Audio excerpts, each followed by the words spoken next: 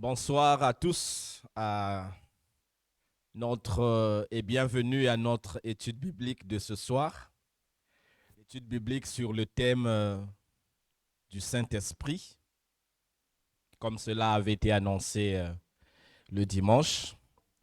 Mais comme je vous le dis toujours, ce sont des études bibliques de base. Ce n'est pas des études bibliques approfondies parce que si on se met à faire des études sur le Saint-Esprit, on peut en faire même une quinzaine parce qu'il y a beaucoup de choses à dire sur le Saint-Esprit.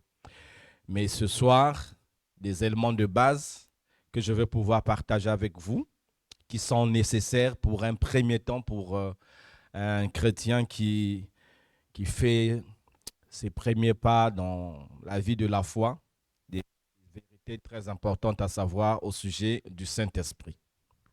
Et à la fin, nous aurons un temps de questions-réponses pour les personnes qui voudraient avoir plus d'éclaircissement. Alors, vous vous rappelez que lorsque Jésus est mort et ressuscité, il a passé près de 40 jours avant qu'il ne puisse remonter au ciel. Et juste avant qu'il ne remonte au ciel, dans le 40e jour, il va faire une déclaration très importante à ses disciples. Il va leur dire, dans peu de jours, vous recevrez une puissance, le Saint-Esprit survenant sur vous, et vous serez mes témoins. Déjà dans l'évangile selon Jean, il en a parlé beaucoup au sujet de ce Saint-Esprit. Et là, dans Acte 1, il va donner donc la confirmation que les disciples allaient bientôt recevoir le Saint-Esprit parce que c'était la promesse du Père. Mais ce Saint-Esprit-là que nous recevons, ce n'est pas juste l'affaire des premiers disciples, mais tout enfant de Dieu ne peut pas être enfant de Dieu sans le Saint-Esprit. Ça, il faut déjà que nous le sachions. On ne peut pas devenir enfant de Dieu sans le Saint-Esprit parce que c'est lui qui fait de nous des enfants de Dieu. C'est lui qui produit en nous la nouvelle naissance et qui nous permet de devenir enfants de Dieu. Donc, on ne devient pas enfant de Dieu pour demander ensuite le Saint-Esprit. Mais on le reçoit lorsqu'on place notre foi en Jésus. Et la toute première question que nous allons nous poser ce soir, qui est-il? Il y a trois choses que j'aimerais d'abord souligner sur le Saint-Esprit qui nous montrent effectivement pourquoi il nous a été donné. La première des choses que nous devons savoir, le Saint-Esprit, c'est le sceau de propriété. Dans la vie de tous les jours, vous savez, lorsqu'on possède par exemple une chose, on a l'habitude d'écrire le nom dessus, n'est-ce pas? Quand tu prends ta Bible, tu écris ton nom dessus, ton nom ou ton cachet, c'est le sceau de propriété, c'est-à-dire que ça prouve que la chose t'appartient. Et le Saint-Esprit nous a été donné comme sceau de propriété de Dieu. En fait, il montre que nous appartenons à Dieu. Donc, tous ceux-là qui ont le Saint-Esprit en eux appartiennent à Dieu. Dans le monde visible, peut-être qu'on ne le voit pas. Mais dans le monde spirituel, les esprits voient cette marque ou ce sceau. Dans une autre expression, on parlerait de cachet. Dans le monde spirituel, les esprits voient le Saint-Esprit comme étant un cachet sur nous et ils savent que celui-là ou celle-là est un enfant de Dieu. On peut être sans dans l'église. Personne ne peut savoir, juste en nous regardant comme ça, qui est enfant de Dieu, qui ne l'est pas. Mais les anges et les esprits, quand ils nous voient, ils voient le sceau et ils savent. Donc c'est ça qui fait la différence. Donc le Saint-Esprit nous a été donné vraiment comme ce sceau de propriété. Je vais lire avec vous 2 Corinthiens chapitre 1, les versets 21 et 22. 2 Corinthiens, le premier chapitre, le verset 21 et 22. Il est écrit ceci. Et celui qui nous a fermis avec vous en Christ et qui nous a oint, c'est Dieu, lequel nous a aussi marqués d'un sceau et a mis dans nos cœurs les arts de l'esprit, la conte de l'esprit. Là encore, c'est une autre idée qui nous montre que lorsque nous recevons le Saint-Esprit, nous recevons déjà un avant-goût de la vie à venir. Parce que c'est le Saint-Esprit qui nous fait entrer dans la dimension spirituelle de cette vie que nous vivrons en plénitude lorsque nous serons dans la présence de notre Seigneur dans le ciel de sa gloire. Donc, le Saint-Esprit est le sceau que Dieu nous a marqué dans le monde spirituel pour nous faire reconnaître comme étant ses enfants. Et vous verrez aussi, cette même vérité est soulignée dans 1 Corinthiens chapitre 6, les versets 19 à 20, où il est dit « Ne savez-vous pas que votre corps est le temple du Saint-Esprit qui est en vous, que vous avez reçu de Dieu, et que vous ne vous appartenez point à vous-même, car vous avez été rachetés à un grand prix. Glorifiez donc Dieu dans votre corps et dans votre esprit qui appartiennent à Dieu. » Donc, cette idée-là de l'appartenance à Dieu vient du fait que nous avons reçu le Saint-Esprit, nous avons été scellés par le Saint-Esprit et ça prouve que désormais, tout ce que nous sommes ne nous appartient plus. Nous sommes la propriété de Dieu. Dieu nous a marqués de son cachet et ce cachet, c'est le cachet du Saint-Esprit. Une autre caractéristique sur le Saint-Esprit, c'est que le Saint-Esprit est l'esprit de vie. Et si vous comprenez, le but pour lequel il nous a été donné, c'est pour nous communiquer la vie. Pas la vie naturelle, mais la vie nouvelle, la vie spirituelle. Nous allons lire un texte, Romains chapitre 8. Romains 8, versets 1 à 2.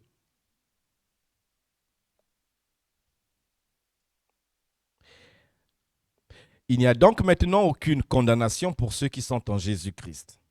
Et le verset 2 dit, « En effet, la loi de l'esprit de vie en Jésus-Christ m'a affranchi de la loi du péché et de la mort. » Le Saint-Esprit est décrit comme l'esprit de vie. C'est l'esprit qui donne la vie et c'est l'esprit qui est aussi vie. Donc, quand vous l'avez, vous avez la vie, mais pas la vie ordinaire, la vie normale. Tout le monde a la vie naturelle. Mais lorsque vous avez le Saint-Esprit, vous avez une vie supérieure. C'est la vie de Dieu. C'est la vie qui vous permet d'être en communion permanente avec le Seigneur. Et vous vous rappellerez aussi qu'une fois Jésus a dit à ses disciples que l'esprit, la chair ne sert à rien, mais c'est l'esprit qui vivifie. Dans Jean chapitre 6, le verset 60, quand il leur parlait du pain. Oui, les gens sont en train de me suivre parce qu'ils ont mangé du pain, mais sachez que la chair ne sert à rien. Mais c'est l'esprit au contraire qui vivifie. Et les paroles que je vous ai dites sont esprit et vie. Donc, c'est l'esprit qui donne la vie. Et tout ça, c'est vraiment ce qui fait la différence. On peut être membre d'une organisation chrétienne, d'une organisation religieuse, mais la différence, ce n'est pas l'uniforme que nous portons, ce n'est pas la manière dont peut-être nous exerçons quelque chose dans l'Église, mais la différence, c'est qu'il y a ceux-là qui sont morts aux yeux de Dieu et il y a ceux-là qui vivent aux yeux de Dieu. Et ceux qui vivent, c'est ceux-là qui ont l'esprit de vie en eux et qui sont conduits par ce même esprit. Donc, voilà une deuxième fonction du Saint-Esprit. La première fonction, c'est qu'elle nous scelle, nous marque comme étant des propriétés ou la propriété de Dieu. Cette deuxième fonction, elle nous communique la vie de Dieu, la vie surnaturelle ou spirituelle. Et la troisième fonction, dans l'Évangile selon Jean, Jésus a appelé le Saint-Esprit par un nom. Le consolateur, très bien.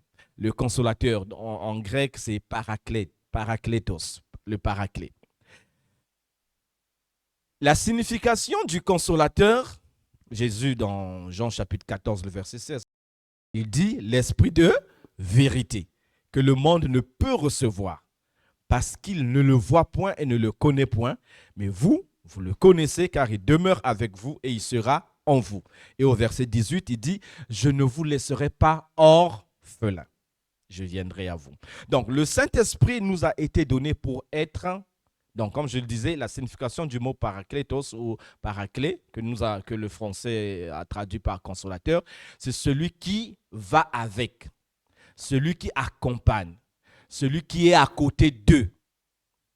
Donc, le Saint-Esprit nous a été donné comme un ami de route, un ami de vie, un conseiller. Et vous remarquerez que Jésus, en disant, je prierai le Père et il vous donnera, il n'a pas dit et il vous donnera un consolateur, mais il dit un autre consolateur, c'est-à-dire de la même nature que moi, du même type que moi. Parce que les disciples étaient en train de se demander, mais lui, il va partir après, qu'est-ce qui va nous arriver? Et Jésus les rassure qu'en fait, ils ne vont pas rester seuls. Le Père va leur envoyer un autre consolateur, comme lui-même, il a été aussi un consolateur pour eux quand il vivait avec eux. Mais la différence avec Jésus, c'est que Jésus était avec eux, simplement. Mais le Saint-Esprit sera et avec eux et en eux. Vous voyez, là, il y a quelque chose de merveilleux. Et avec Jésus, il y a une limite dans l'espace et le temps. Il y a des moments où Jésus n'était plus là. Ils étaient obligés de chercher. Il est où? Peut-être qu'il est sur la montagne, peut-être qu'il est de l'autre côté du lac. Mais maintenant, avec le Saint-Esprit, il n'y a plus cette limite de temps et d'espace parce que le Saint-Esprit sera en eux où qu'ils soient et en tout temps. Et ça, c'est la merveille des enfants de Dieu. On n'a plus besoin d'aller dans un lieu pour rencontrer le Seigneur parce que le Seigneur est déjà en nous par le Saint-Esprit.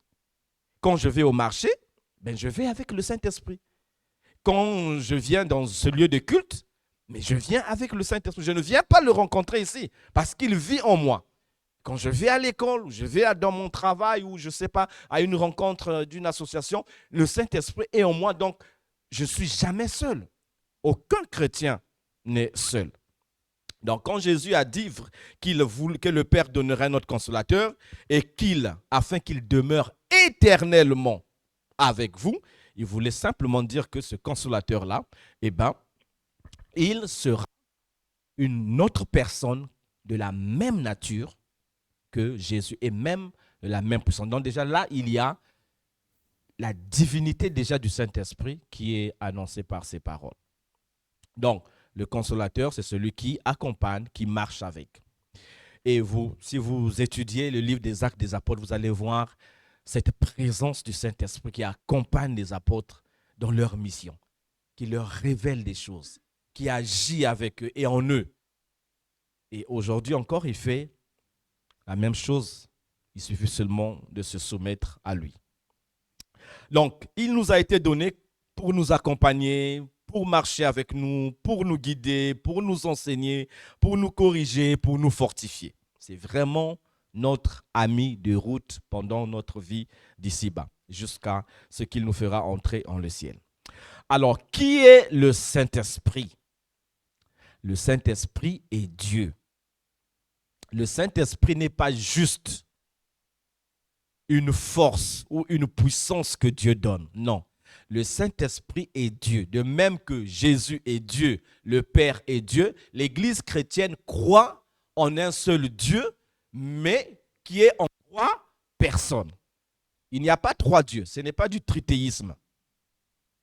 Mais c'est le monothéisme. La foi chrétienne, c'est une foi monothéiste. Un seul Dieu, mais en trois personnes. Le Père, le Fils et le Saint-Esprit. Donc le Saint-Esprit, et il y a un passage très bref que nous allons lire, Actes chapitre 5, les versets 3 à 4, qui souligne cette vérité selon laquelle le Saint-Esprit est égal à Dieu. Actes chapitre 5, les versets 3 et 4.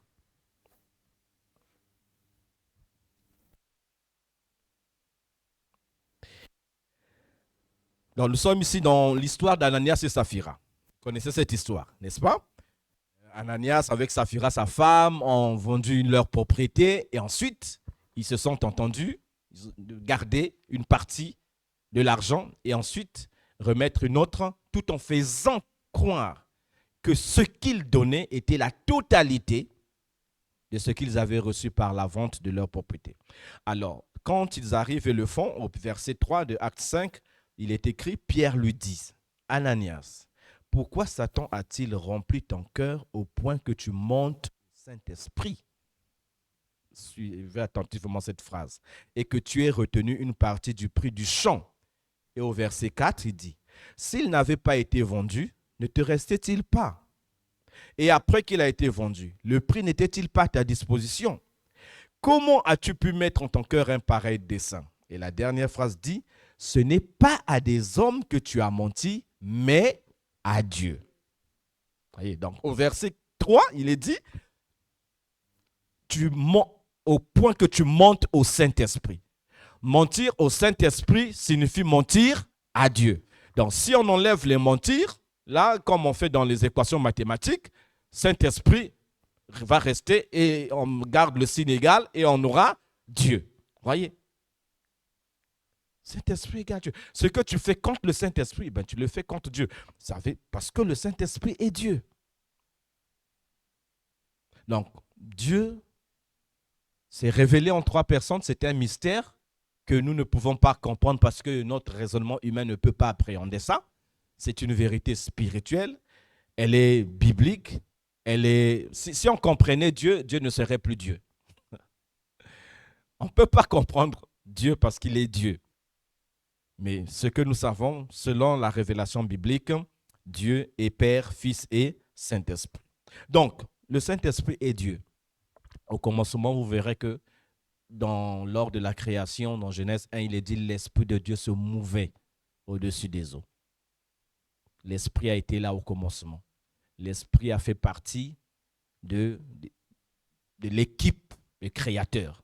Donc, Père, Fils et Saint-Esprit ont créé le monde. Et vous remarquerez, quand Dieu crée l'homme, il dit « faisons l'homme à notre image ». Pourquoi il parle au pluriel? Parce qu'il y a une pluralité de personnes en lui. Faisons l'homme à notre image et à notre ressemblance. Voilà. Le Fils aussi, lorsque vous lisez l'introduction de l'évangile selon Jean, vous verrez juste au premier verset, au commencement était Dieu, était la parole était avec Dieu et la parole était Dieu. Donc voilà, le Fils, c'est lui la parole et le Saint-Esprit est aussi Dieu.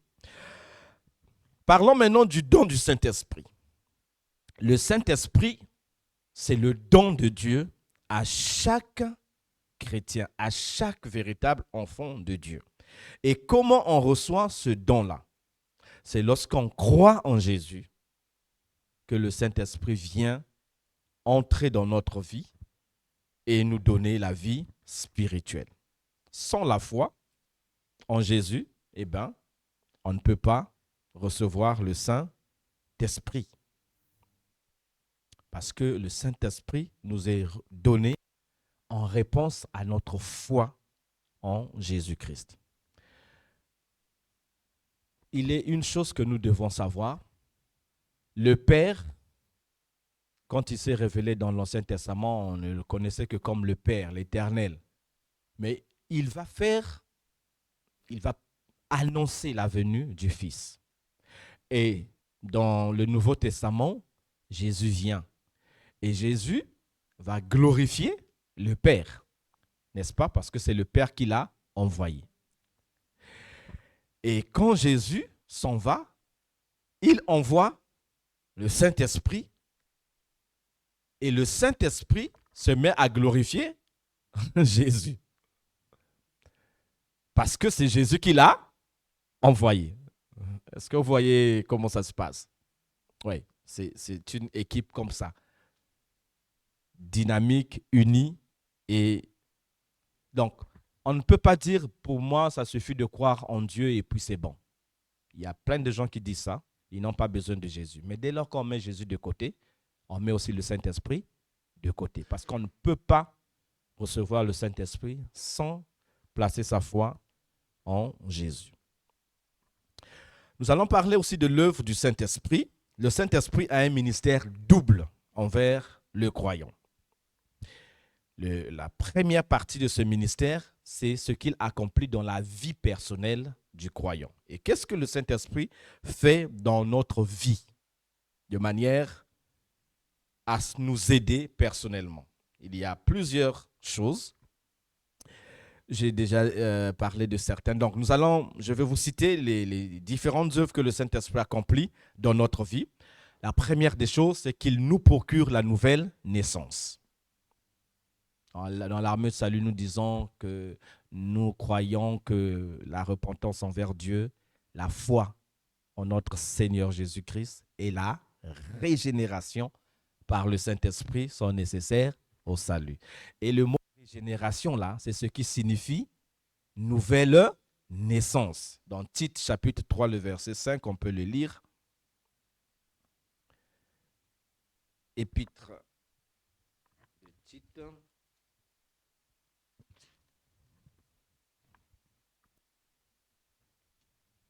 Chapitre 3, le verset 5. Je vais commencer au verset 4, qui introduit bien ce verset. Mais lorsque la bonté de Dieu, notre Sauveur, et son amour pour les hommes ont été manifestés, il nous a sauvés, non à cause des œuvres de justice que nous aurions faites, mais selon sa miséricorde, par le bain de la régénération et le renouvellement du Saint-Esprit.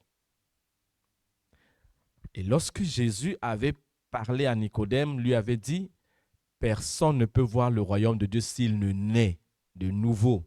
Il faut naître d'eau et d'esprit. Eh bien, il parlait de cette régénération. Parce que c'est le Saint-Esprit qui procure la nouvelle naissance. On ne peut pas naître de nouveau juste par l'eau naturelle. Ce n'est pas possible. Et c'est le Saint-Esprit qui vient et qui donne un cœur nouveau et une vie nouvelle à la personne qui croit en Jésus. Une autre chose que le Saint-Esprit fait en nous, il nous donne accès auprès du Père. Éphésiens chapitre 2, le verset 18. Et ça, c'est très important de le savoir parce que lorsqu'on dit la prière est essentielle, mais il est une chose. Beaucoup de gens prient, mais tous ne communiquent pas avec le Père. Est-ce que vous le savez? Oui. Tu ne peux avoir accès auprès du Père, c'est-à-dire tu peux vraiment entrer dans l'intimité de Dieu le Père que par le Saint-Esprit. Le verset 18, car par lui, de Éphésiens 2, car par lui, les uns et les autres, nous avons accès auprès du Père dans un même esprit. Et ça nous rappelle ce que Jésus avait dit aussi à la femme samaritaine. Dieu est esprit et il faut que ceux qui l'adorent en esprit et en vérité. Donc c'est le Saint-Esprit qui nous permet de prier comme Dieu le veut, de l'adorer ou de le louer comme Dieu le veut. Donc nous pouvons faire beaucoup de choses dans l'Église, mais si nous ne le faisons pas dans l'esprit et par l'esprit, ça ne touche pas Dieu. Ça ne touche pas Dieu. Il y a beaucoup de choses parfois qui se font dans nos églises, c'est uniquement la chair qui le fait. Et ça ne touche pas le Seigneur, ça ne touche pas son cœur. Mais l'esprit, c'est vraiment l'esprit qui nous permet d'avoir accès auprès du Père et qui nous permet vraiment de lui apporter une véritable adoration. Le Saint-Esprit nous introduit aussi dans le corps de Christ. Vous savez, c'est comme lorsqu'on bâtit une maison, hein. Nous sommes comme des briques. Et le maçon, qu'est-ce qu'il fait pour bâtir une maison? Eh bien, il prend les briques, il place sur des autres briques et il les unit avec le béton, le ciment qu'il a préparé. C'est ce que le Saint-Esprit aussi fait pour nous, spirituellement parlant. Le Saint-Esprit est celui qui est en train de construire le corps de Christ. Le corps de Christ n'est pas encore achevé. Il sera achevé quand la dernière personne entrera et que Jésus reviendra. En ce moment-là, le corps de Christ est achevé. Mais pour l'instant, le Saint-Esprit est en train d'ajouter. Ce n'est pas l'homme qui ajoute. Tu peux être membre de l'armée de salut sans être membre du corps de Christ. Parce que devenir membre de l'armée de salut, c'est une affaire des hommes. C'est le major, c'est l'officier qui t'enrôle et puis qui inscrit ton nom. Tu deviens membre de l'armée de salut. Mais si le Saint-Esprit ne t'introduit pas dans le corps de Christ, tu restes juste membre de l'armée de salut, mais tu n'es pas membre du corps de Christ. 1 Corinthiens, chapitre 12, verset 13. 1 Corinthiens, chapitre 12, verset 13. Nous avons tous, en effet, été baptisés dans un seul esprit pour former un seul corps, soit juif, soit grec, soit esclave, soit libre, et nous avons tous été abreuvés d'un seul esprit. Donc, vous voyez, c'est vraiment le Saint-Esprit, c'est par le baptême du Saint-Esprit que nous devenons les membres du corps de Christ.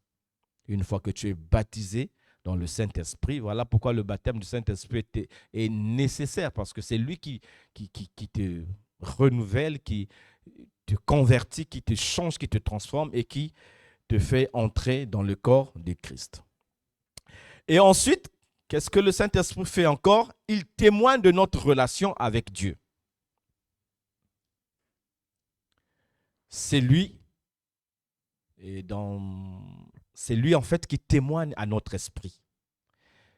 Dans l'évangélisation, par exemple, on ne dit jamais, on ne confirme jamais à quelqu'un que maintenant, parce que tu as fait ça, tu es devenu un enfant de Dieu. Non. Parce que le témoignage d'un homme n'est pas suffisant. Le vrai témoignage, c'est le témoignage du Saint-Esprit. Parce que quand vous êtes sauvé, vous avez une conviction intérieure en vous. Le Saint-Esprit vous donne ce témoignage-là. Il vous confirme que maintenant, tu es devenu enfant de Dieu. Tu appartiens à Dieu. C'est pourquoi lorsque, par exemple, quelqu'un se convertit, il y a souvent des gens qui aiment poser les questions. Maintenant, qu'est-ce que je dois faire avec ceci? Comment je dois faire pour m'habiller? Moi, je leur dis toujours, si tu as reçu le Saint-Esprit, eh bien, le Saint-Esprit te dira comment tu devras t'habiller, qu'est-ce que tu ne devras plus faire, qu'est-ce que tu devras faire dorénavant. Parce qu'il vient pour te montrer quelle est maintenant ta nouvelle identité et avec cette nouvelle identité, quelle doit être ta nouvelle conduite. Romains chapitre 8, le verset 16 nous dit « L'Esprit lui-même rend témoignage à notre esprit que nous sommes enfants de Dieu. » Voilà. Donc le Saint-Esprit vient en nous et il communique, il témoigne à notre esprit que nous sommes enfants de Dieu. Et quand tu as ce témoignage-là, peu importe ce que les gens peuvent dire, ce témoignage-là, il est plus grand que tout ce que les gens peuvent dire, parce que c'est la vérité. Donc, il vient pour ça. Et ensuite, Jésus avait également dit que le Saint-Esprit viendra pour nous enseigner. Dans Jean chapitre 14, le verset 26. Le Saint-Esprit nous enseigne. Mais qu'est-ce qu'il nous enseigne? Il nous enseigne les choses de Dieu. Jean 14, verset 26. Mais le Consolateur, l'Esprit Saint que le Père enverra en mon nom, vous enseignera toutes choses et vous rappellera tout ce que je vous ai dit. Il y a certaines choses que Jésus avait enseignées à ses disciples, mais que les disciples n'avaient jamais comprises. Jusqu'au jour de la Pentecôte. C'est seulement après, quand ils ont été baptisés du Saint-Esprit, qu'ils ont reçu maintenant la révélation, la connaissance de ce que Jésus... Quand ils étaient là avec Jésus, ils écoutaient, mais ils ne comprenaient pas tout. Voilà pourquoi il y a même certains disciples qui s'étaient éloignés de lui, qu'il avait abandonné, tout simplement parce qu'ils ne comprenaient pas ce que Jésus disait. Et nous, aujourd'hui, c'est la même chose. Nous avons la Bible avec nous, ce sont les paroles de Dieu, mais on ne peut pas les comprendre sans l'aide du Saint-Esprit. Si on les lit, on les lira juste comme quelqu'un lit un roman et puis point. Si vous voulez vraiment comprendre ce qu'il écrit, il faut se laisser enseigner par le Saint-Esprit. Parce qu'il nous a été donné dans ce sens-là, pour ce but, nous enseigner les vérités au sujet de Dieu. Le Saint-Esprit, dans notre vie personnelle, nous a été aussi donné pour nous guider. Il est notre guide, pour nous conduire. Dans Romains chapitre 8, verset 14, nous avons lu le verset 16, mais si nous lisons le verset 14, il est dit aussi quelque chose sur le ministère du Saint-Esprit, car tous ceux qui sont conduits par l'Esprit de Dieu sont fils de Dieu. Tous ceux qui sont conduits par l'Esprit de Dieu. Donc, le Saint-Esprit nous conduit. Il nous conduit. Parfois, il nous parle au-dedans de nous-mêmes. Parfois, il suscite un événement qui nous aide à changer de cap ou à prendre une décision. Et c'est comme ça qu'il nous conduit. Mais il ne nous conduit pas toujours de la même manière. Parce que le Saint-Esprit connaît notre sensibilité. Et il œuvre conformément à la sensibilité de chacun. Mais il nous conduit. Que tu sois un enfant, que tu sois un jeune dans la foi, que tu sois un plus âgé, le Saint-Esprit est là pour nous guider. Il est aussi celui qui nous aide à vivre une vie qui plaît à Dieu. Galates chapitre 5, le verset 16. Vous voulez plaire à Dieu, eh bien, il faut vous laisser conduire par l'Esprit. Galates chapitre 5, le verset 16. Je dis donc, marchez selon l'Esprit et vous n'accomplirez pas les désirs de la chair. Et vous remarquerez que juste avant ce verset 16, il y a un verset, le verset 15 qui parle de l'œuvre de la chair. Si vous vous mordez et vous dévorez les uns les autres, prenez garde que vous ne soyez détruits les uns par les autres. Parce que quand la chair domine, c'est la haine, c'est la rancune, c'est la méchanceté. Et on se détruit. Mais lorsqu'on est rempli et conduit par le Saint-Esprit, il n'y a que l'amour et l'unité. Et tout avance. Et c'est le Saint-Esprit qui nous donne la puissance sur la chair.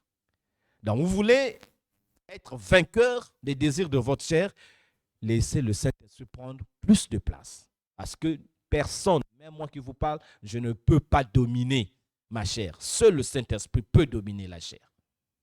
C'est pour cela qu'il nous a été donné. Pour que nous puissions mener une vie qui plaît à Dieu. Une autre chose que le Saint-Esprit fait dans notre vie spirituelle, dans notre vie personnelle, il nous aide dans la prière. Le Saint-Esprit, c'est un fameux intercesseur.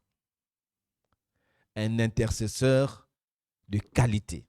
Romains chapitre 8, le verset 26. Romains 8, 26.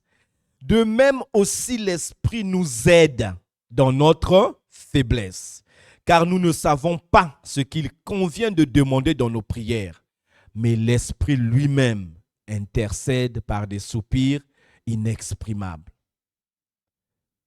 Voyez, il arrive parfois des temps où vous êtes en prière, mais vous ne savez pas quoi dire. Vous ne savez pas quels sont les mots que vous pouvez utiliser pour exprimer ce besoin-là. Et tout d'un coup, il n'y a que des soupirs que vous poussez. Mais le Saint-Esprit est là à l'œuvre. Et lui, il soupire en vous. Et quand il soupire en vous, ben c'est une prière, en fait, qu'il fait monter à Dieu à travers vous. Et lorsque le Saint-Esprit nous aide dans cette faiblesse, nous sommes capables de prier d'une manière efficace. Le Saint-Esprit est l'esprit d'intercession. Et ensuite, pour terminer,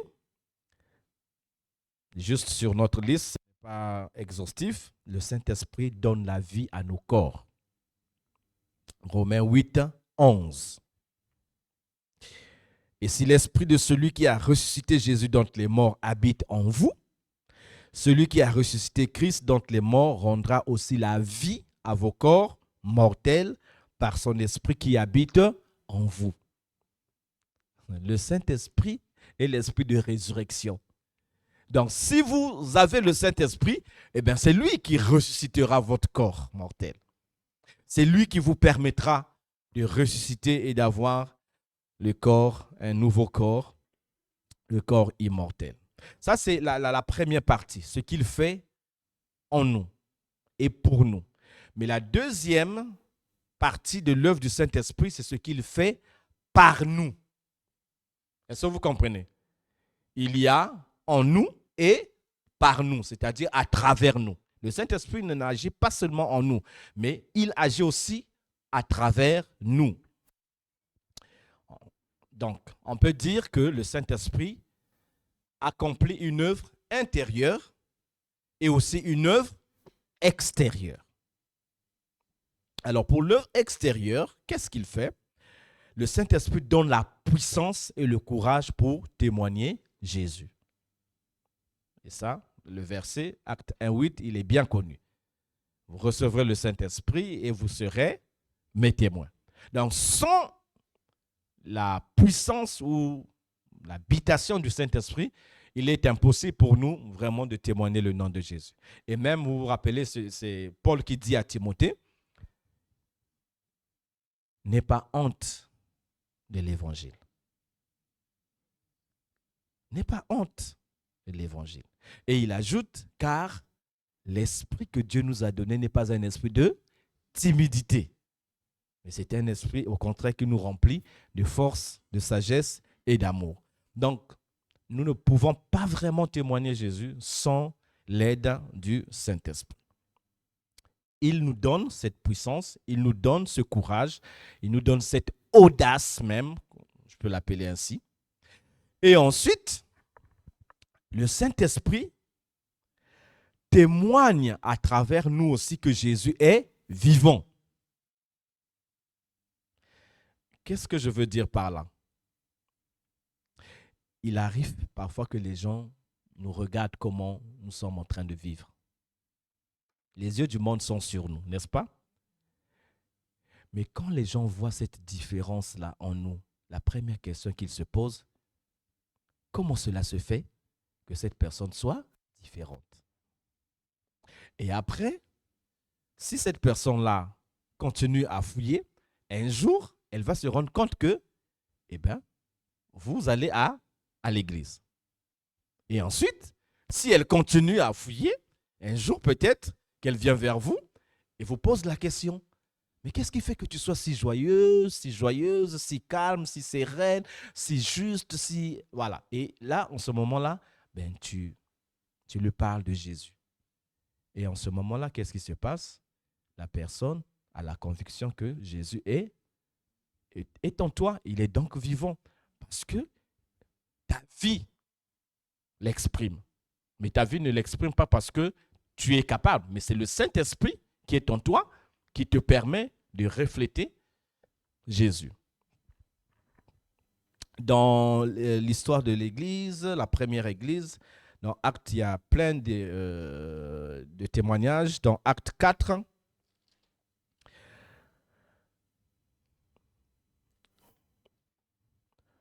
Acte chapitre 4, versets 31 à 33.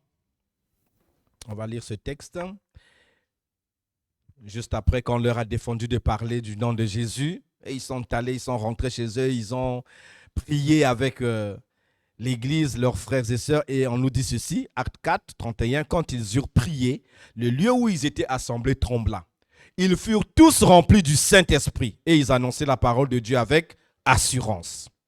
32. La multitude de ceux qui avaient cru n'était qu'un cœur et qu'une âme. Nul ne disait que ses biens lui appartenaient en propre, mais tout était commun entre eux. Donc l'égoïsme a disparu. C'est l'amour qui a pris la place. Et le verset 33 dit quoi? Les apôtres rendaient avec beaucoup de force témoignage de la résurrection du Seigneur Jésus. Et une grande grâce reposait sur eux tous. Donc, du fait qu'ils étaient remplis du Saint-Esprit, ben, Jésus, leur vie témoignait de la vie de Jésus, que Jésus était vivant. Et cette grâce-là, c'est cette grâce qui faisait que beaucoup d'autres personnes viennent aussi et donnent leur vie à Christ. C'est très important de savoir aujourd'hui qu'on peut bâtir beaucoup de stratégies dans l'Église, mais si on oublie la personne et l'œuvre du Saint-Esprit, on est parti pour un échec inévitable. Parce qu'aucune stratégie ne peut faire avancer l'Église de Dieu. C'est le Saint-Esprit qui fait avancer l'Église de Dieu. Et le Saint-Esprit fait avancer l'Église de Dieu quand Jésus est glorifié. Parce que Jésus est la tête de l'Église. Mais lorsque on met la tête de l'Église à côté, pour mettre à sa place soit une personne ou une stratégie ou une méthode ou un rite ou une doctrine, c'est foutu. La bonne santé de l'Église consiste à laisser la place à sa tête. Et vous-même, vous savez, en tant qu'être humain, si on vous coupe la tête, vous allez continuer à vivre. Ben, voilà. Mais malheureusement, il y a des églises qui ont coupé la tête. Parce qu'ils ont mis Jésus à côté. Mais Jésus, il est la tête. C'est de lui que vient la vie. Et c'est de lui que partent toutes les orientations, les directives. Aujourd'hui, beaucoup préfèrent rechercher des méthodes, des stratégies plutôt que de laisser le Seigneur conduire. Qu'est-ce que le Saint-Esprit fait encore? Eh bien, le Saint-Esprit nous oint avec les dons spirituels. Et les dons spirituels ne sont pas des capacités que le Saint-Esprit nous donne pour nous-mêmes. C'est vrai qu'il les donne en nous, il nous les donne intérieurement, mais les dons servent à un ministère extérieur.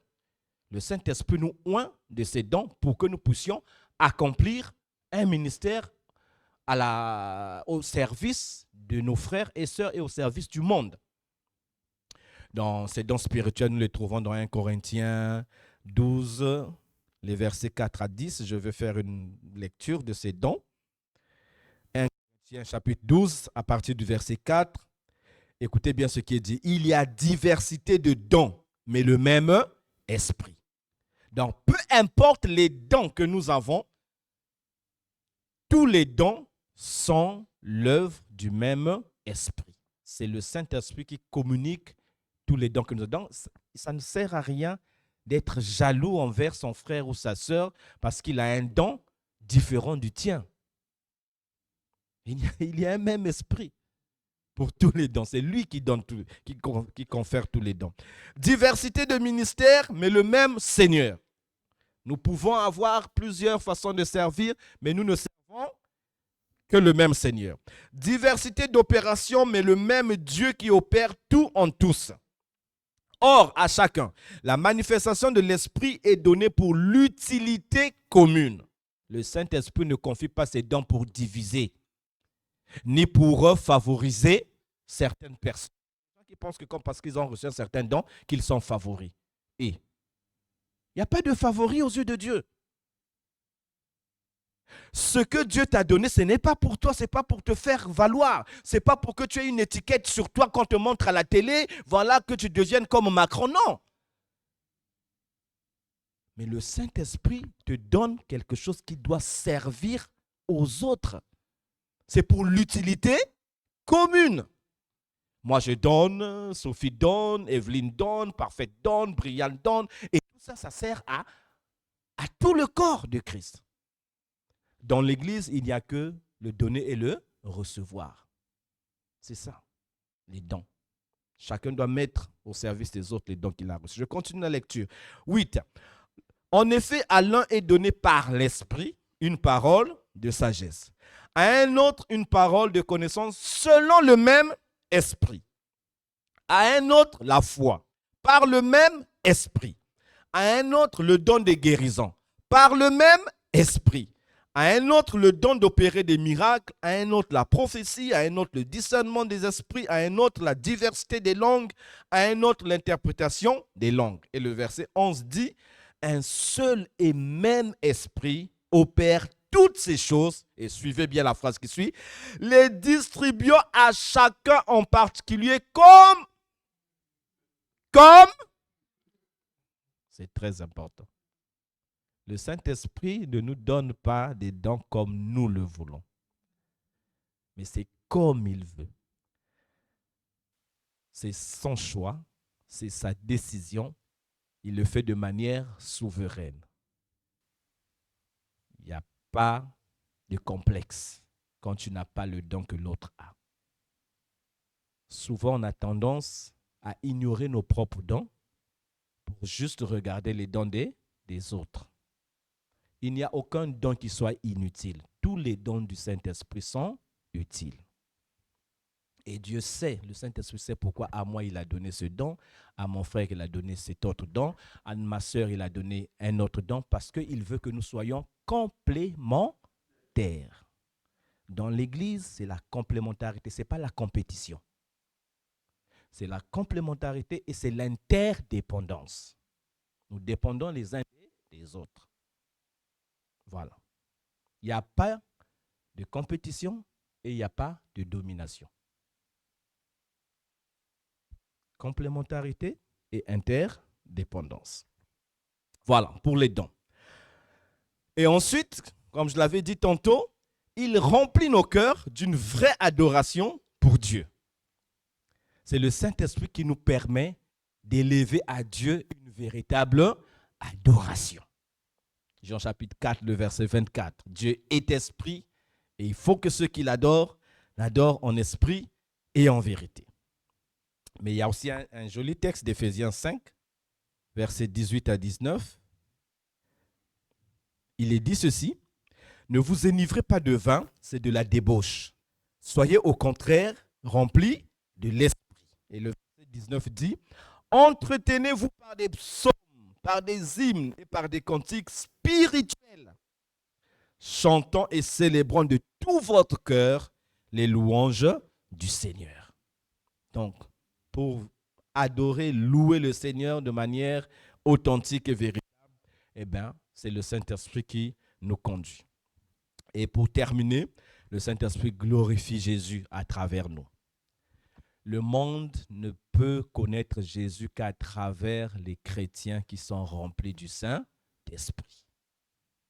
Parce que lorsque nous sommes remplis du Saint-Esprit, eh bien, Jésus est glorifié, le monde le voit. Nous prions pour les malades sont guéris.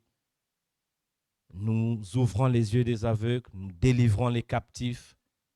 Nous donnons les meilleurs conseils qui soient parce que le Saint-Esprit est Dieu et il agit en nous pour donner toute la gloire à Jésus. C'est très important que nous sachions que le Saint-Esprit ne vient pas pour glorifier l'homme, il vient pour glorifier le Seigneur. Jean 16, versets 13 à 15. Quand le consolateur sera venu, l'Esprit de vérité, il vous conduira dans toute la vérité, car il ne parlera pas de lui-même, mais il dira tout ce qu'il aura entendu et il vous annoncera les choses à venir. Verset 14, il me glorifiera parce qu'il prendra de ce qui est à moi et vous l'annoncera. Le Saint-Esprit ne contredit jamais Jésus. Jamais. Vous voulez savoir, avoir la preuve que quelqu'un est conduit par le Saint-Esprit, c'est lorsque cette personne ne contredit pas. Une personne contredit la parole de Jésus, une personne est animée d'un autre esprit. Parce que le Saint-Esprit est toujours en accord avec Jésus. Il ne contredira jamais les paroles du Seigneur Jésus. Il ne va pas vous dire: oh non, Jésus s'était trompé quand il avait dit ça. Je pense que ce jour-là, il était proche de la mort, donc il était affaibli. Non, ce qu'il avait dit, il n'avait pas bien réfléchi. Mais aujourd'hui, l'Esprit nous a révélé vraiment que c'était autre chose. Ah non!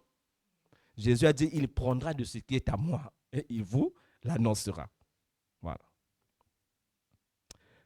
Tout ce que le Père est à moi, c'est pourquoi j'ai dit qu'il prend de ce qui est à moi et qu'il vous l'annoncera. Donc le rôle du Saint-Esprit, c'est vraiment de glorifier Jésus. Le Saint-Esprit, c'est celui qui œuvre avec puissance par notre vie pour communiquer l'évangile aux personnes autour de nous.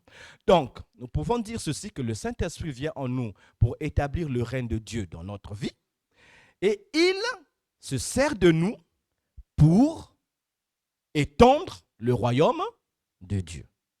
Donc, il vient en nous et ensuite, il nous envoie. Il ne peut pas nous envoyer sans qu'il soit d'abord venu en nous. C'est ça. Donc, il vient en nous, il agit en nous, il nous transforme intérieurement et ensuite, il nous utilise extérieurement pour que Jésus soit glorifié, que l'évangile soit proclamé et que le royaume de Dieu puisse s'étendre. Nous allons terminer par le baptême du Saint-Esprit. Alors, juste cette dernière parole de Luc au chapitre 24, verset 49. Jésus a dit à ses disciples, c'est ce qui était repris aussi dans Acte 1, Et voici, j'enverrai sur vous ce que mon Père a promis, mais vous, restez dans la ville jusqu'à ce que vous soyez revêtus de la puissance d'en haut. Mais vous, restez dans la ville jusqu'à ce que vous soyez revêtus de la puissance d'en haut. En d'autres termes, il disait jusqu'à ce que vous soyez baptisés du Saint-Esprit. Non seulement le Saint-Esprit demeure dans le croyant, mais il désire aussi le remplir de puissance pour faire de lui un témoin efficace. Et donc, être baptisé du Saint-Esprit, c'est quelque chose de très important, c'est essentiel pour que nous puissions accomplir l'œuvre du Saint-Esprit. De même que le baptême d'eau signifie être immergé dans l'eau, le baptême du Saint-Esprit, c'est être aussi immergé dans le Saint-Esprit. Et c'est la promesse de Dieu pour chaque croyant.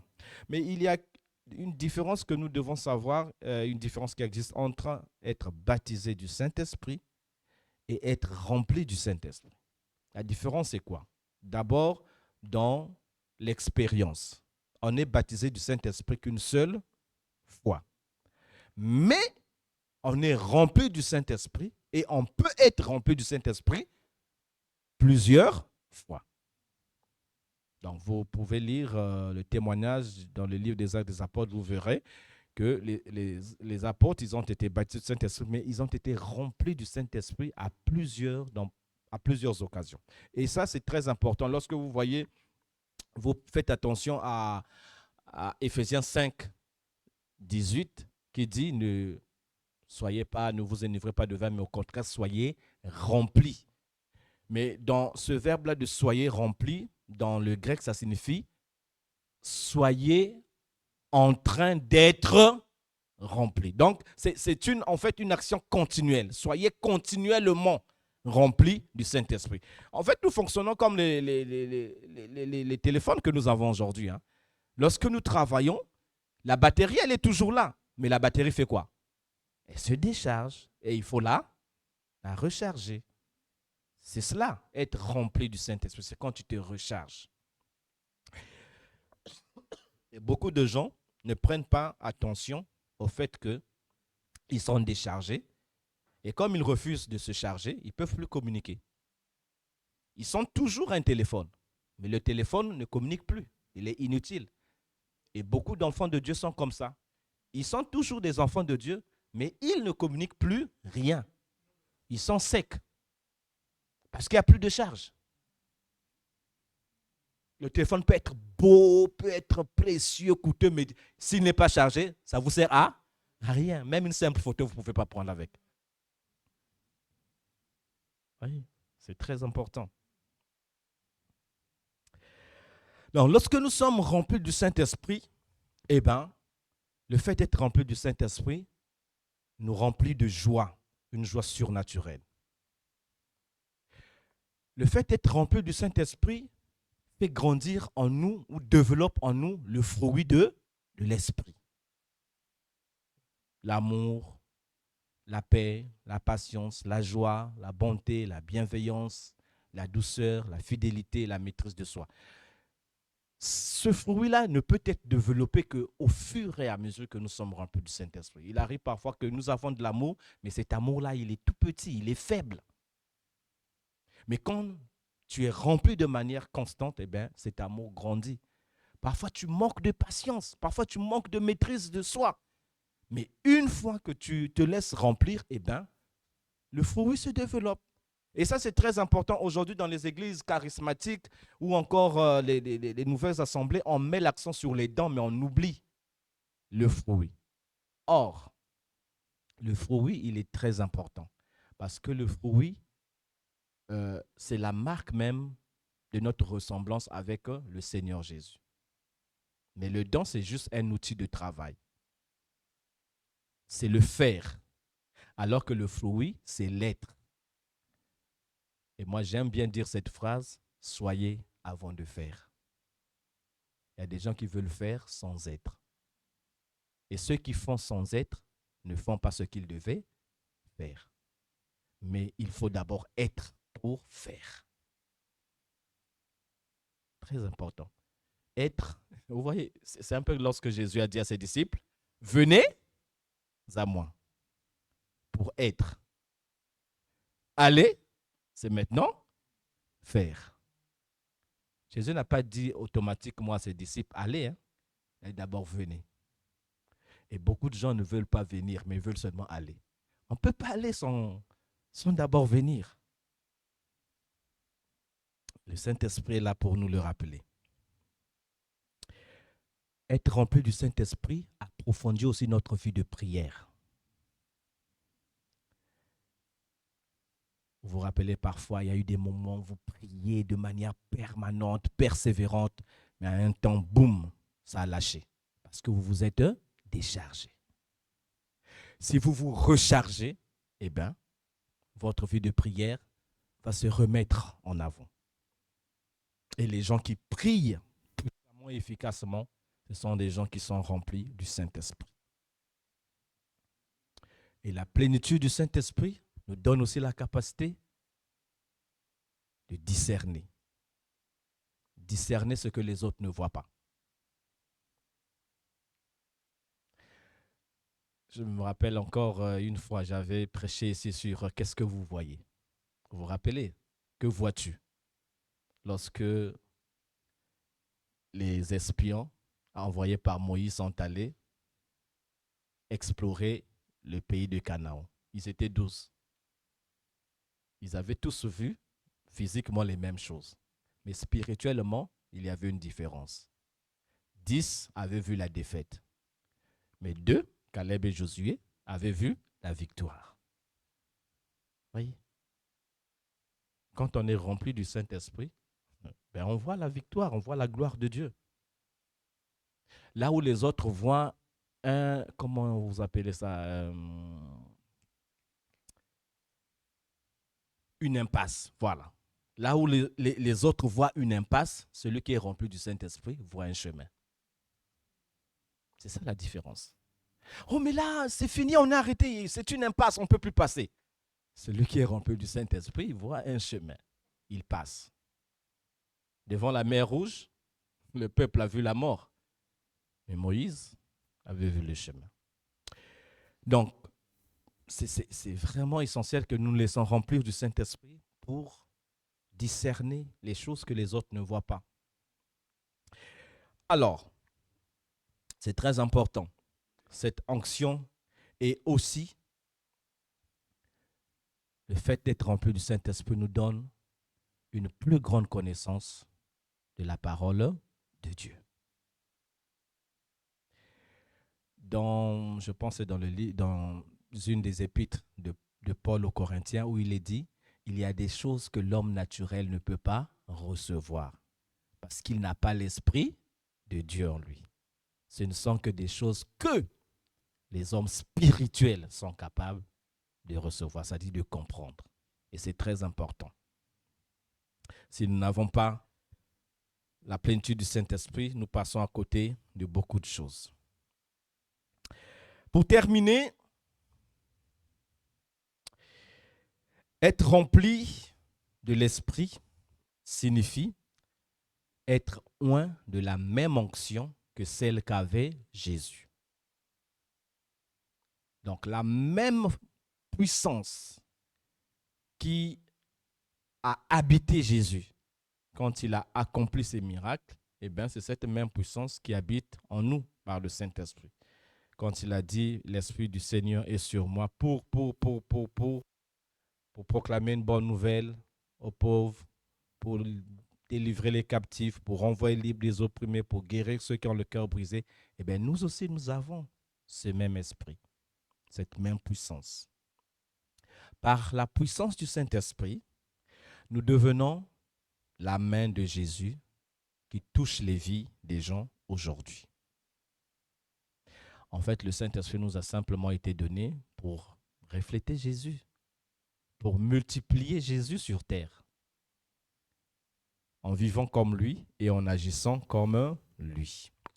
Voilà là où je m'arrête pour cette étude basique. Donc, pour résumer un peu les points que je viens de vous partager ce soir, les 3 fonctions principales du Saint-Esprit, j'ai dit, le Saint-Esprit est le sceau de propriété. C'est lui que Dieu nous a marqué pour montrer à tout le monde spirituel que nous lui appartenons. Donc, lorsque les mauvais esprits circulent, les anges circulent, ils savent qui est enfant de Dieu parce qu'il a le sceau, la marque, le cachet du Saint-Esprit qui prouve que cette personne appartient à Dieu. Le Saint-Esprit, c'est aussi l'esprit de vie. Tous ceux qui possèdent le Saint-Esprit possèdent la vie de Dieu, une vie surnaturelle. Et le Saint-Esprit, c'est le consolateur, c'est-à-dire notre compagnon de route, notre guide, notre ami, notre avocat. Et nous avons parlé de sa divinité. Le Saint-Esprit fait partie de la divinité. C'est une personne de la divinité, comme le Père et le Fils. Et nous avons vu son œuvre de deux façons.